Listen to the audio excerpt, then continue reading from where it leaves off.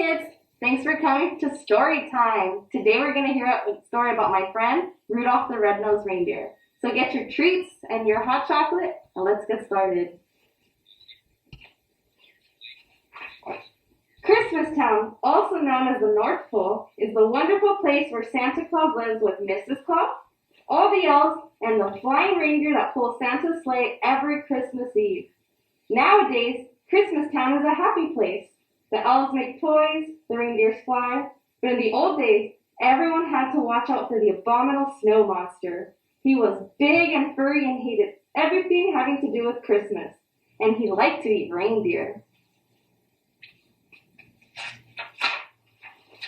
All that started to change when Santa's lead reindeer, Donner, became a papa. We'll call him Rudolph, said Donner, looking at his new son. Suddenly, Donner and Mrs. Donner saw a bright light. He's got a shiny red nose, said Donner in surprise. I'd even say it glows. Santa came in to see the new arrival, but then he saw Rudolph's nose. Let's hope this glowing stops if Rudolph wants to make the sleigh team, Santa said. We can't have any shiny noses flying through the sky. So the Donners put a little cover over Rudolph's nose.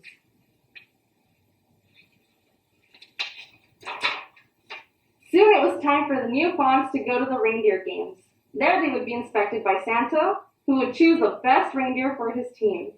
At first, Rudolph felt shy, but soon he met a doe named Clarice. I think you're cute, she told Rudolph. The coach arrived to teach the fawns what they needed to know to be on Santa's team. First, we'll learn to fly, he told them.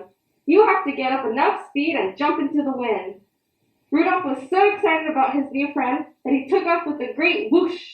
He soared high over the heads of the reindeer and Santa too.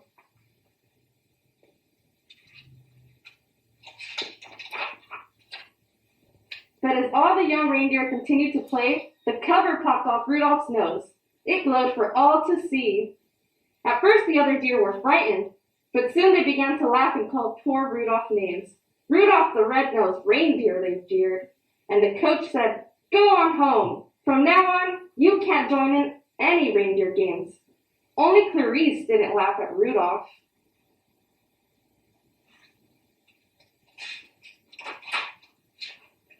Poor Rudolph wandered off alone. Soon he met an elf who was hiding in the woods. My name is Hermie, said the elf. I want to be a dentist, but right now I'm just an elf who doesn't belong. And I'm a red-nosed reindeer, said Rudolph. The pair decided to be friends and run away together. They hadn't wandered far when they heard the terrible roaring of the abominable snow monster. It's my nose, said Rudolph. The monster sees it and is coming after us.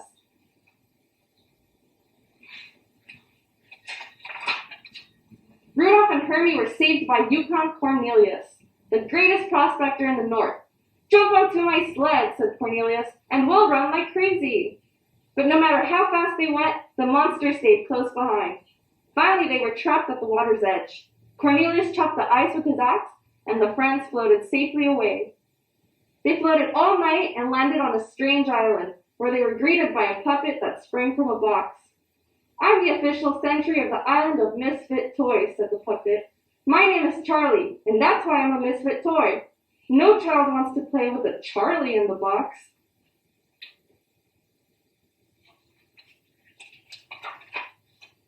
We want to travel with Santa Claus and his magic sleigh, said a misfit doll.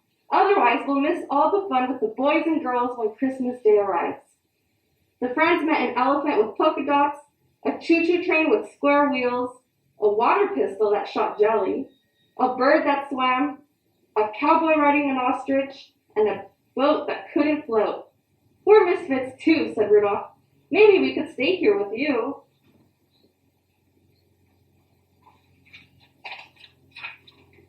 But the king of the island would let them stay for only one night.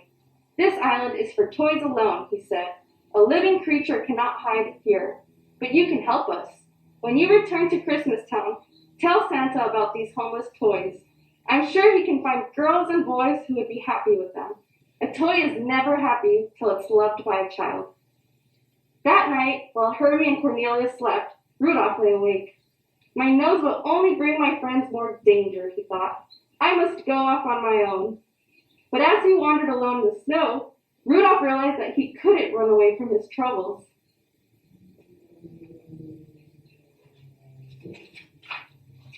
Rudolph returned to the mainland and headed for Christmas Town.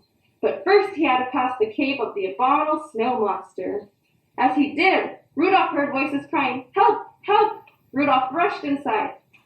There was Rudolph's parents and Clarice. They had been searching for Rudolph and been caught by the monster, who was about to devour Clarice.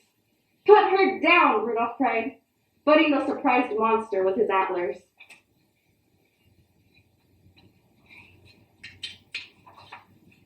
Just then, Hermie and Cornelius pulled up outside the cave. They had followed Rudolph's trail and knew he needed help. "It's abominable snow monster will never pass up a pork and dinner," said Cornelius. "Hermie, you sit outside the cave and oink like a pig. When the monster comes outside, watch out." Hermie approached the mouth of the cave. "Oink, oink," he called. The monster dropped Clarice and rushed outside. At that moment, Cornelius pushed a giant snowball down on top of him. Splat! Working quickly while the monster was stunned, Hermie used his dentist tools to remove the monster's teeth.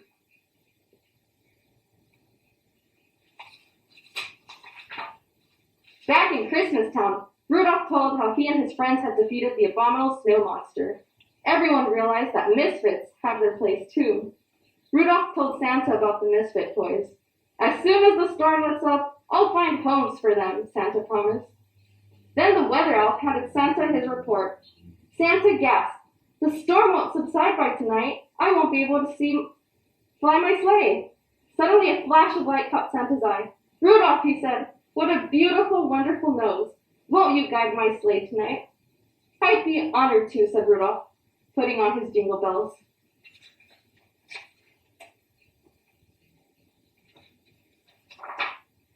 "Okay, Rudolph," said Santa.